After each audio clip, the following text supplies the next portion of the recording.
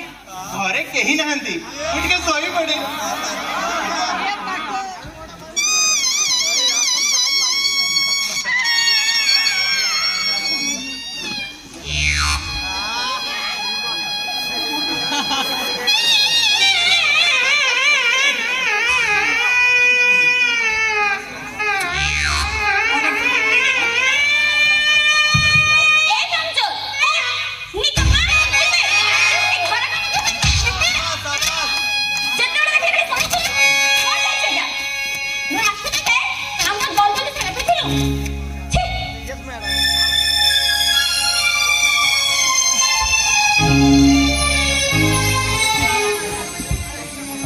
घर सब कम मोठू करे झाड़ू मारे बासन माजे बजार भी मु करे लुगा भी मु धुए हे भगवान कि भाग्य मोर मो बापा को केते मना करूथिली मो बाहा हेबिनी बोल एबे कोन सी मो पिठी रे पडुचंती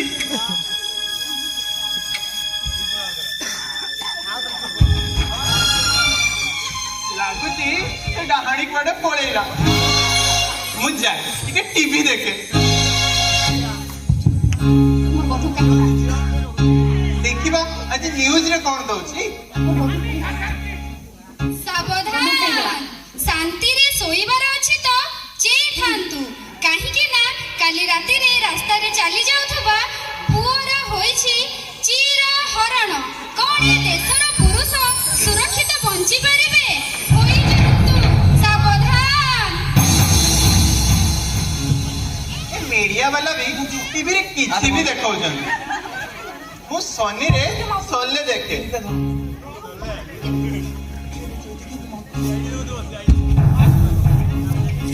लाइट ऑफ कर दे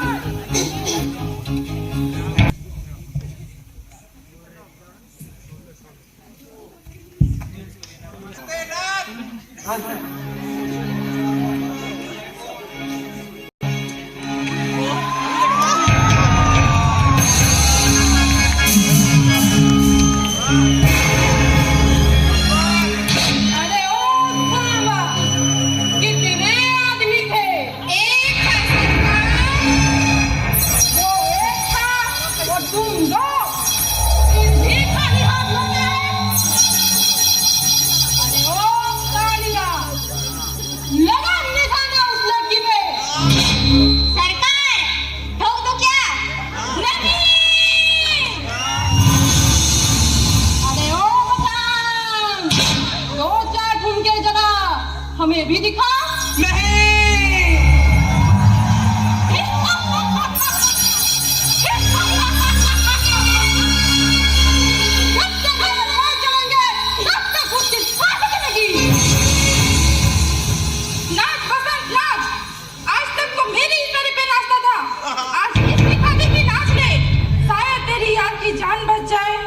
हाँ ठीक है। अरे ओ डीजे वाले बाबू मेरा गाना तो चला दो।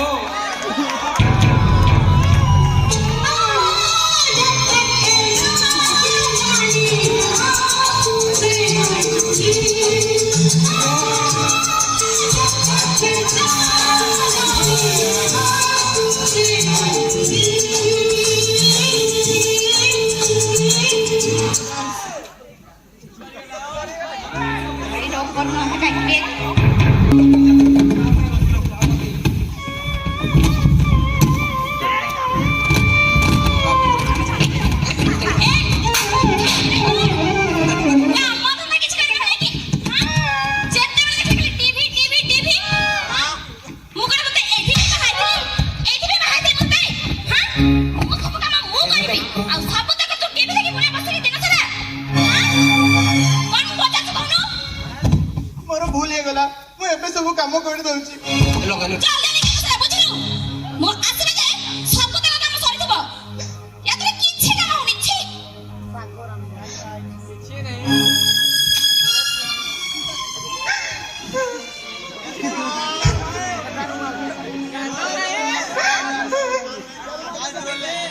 बापा को केते मना करूथिली मु बाहा हेबिनी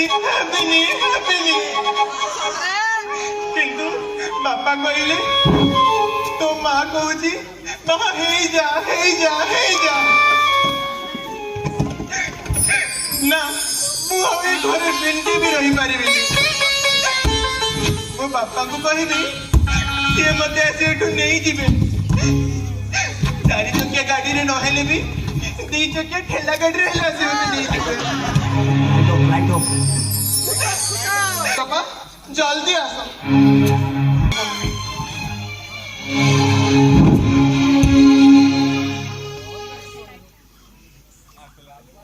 ସମୁଦି ନମସ୍କାର। ନମସ୍କାର ସମୁଦି। ଆଉ ସମୁଦି ଏ ଅସମୟରେ କେମିତି ଆସିବା ହେଲା ସମୁଦି? ନାଇଁ ସେମିତି କିଛି ନାହିଁ ଯେ ପୁଅଟା ଫୋନ କରିଥିଲା ତ ଭାବିଲି ତାକୁ ଟିକେ ଦେଖା କରି ଆସିବି ଆଉ। ହଁ ଯେ ସମୁଦି, ହେଲେ ସେ ଚଣ୍ଡାଳୁଣୀ କଣ ତୁମକୁ ପୁଅ ସହିତ ଦେଖା କରେଇଦବ? ତୁମେ ସମୁଦି ଏଇଠି ଥାଅ, ମୁଁ ଟିକେ ଘର ଆଡୁ ଦେଖି ଆସେ।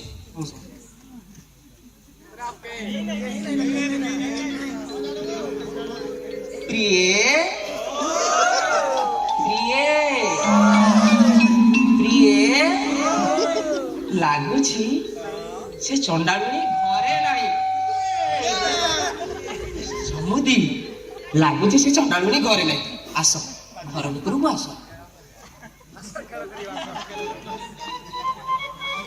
ପୁଅ ରେ ପୁଅ ଅଛୁ କି? ବାପା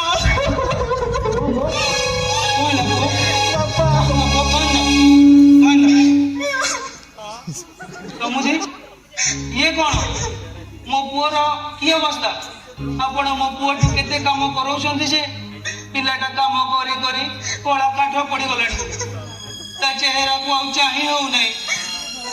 ମୁଁ କଣ କରିବି ସମୁଦି କହୁନାହାନ୍ତି? ସେ ଚଣ୍ଡାଳୁଣୀ ମତେ ବି ଘର ସାରା କାମ କରି କରି ଦେଖୁନାହାନ୍ତି ମୋର ବି ଅବସ୍ଥା କଣ କଲାଣି। ସମୁଦି ମୋର ଅବସ୍ଥା ବି ସେଇଆ। ଅବସ୍ଥା ସେଇଆ।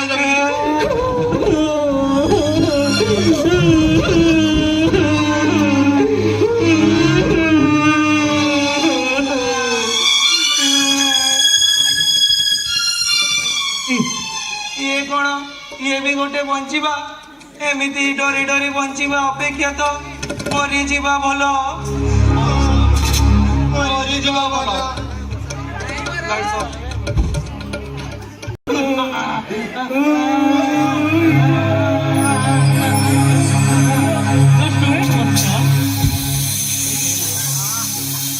ପ୍ରଭୁ ପ୍ରଭୁ ନମସ୍କାର। ତମେ ମାନେ କଣ ଜାଣିନ ଆତ୍ମହତ୍ୟା କରିବା ମହାପାପ। ଜୀବନରେ ବଞ୍ଚିବାକୁ ହେଲେ ଦୁଃଖ କଷ୍ଟ ତ ସହିବାକୁ ପଡିଥାଏ। କଣ ହେଇଛି ତୁମ ମାନଙ୍କର? What's your problem?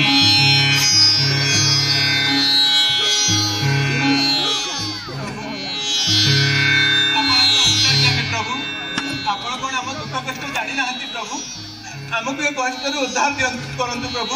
Do something, ପ୍ରଭୁ do something। ଏ ସାରା ସଂସାର ହେଉଛି ମୋର ସୃଷ୍ଟି।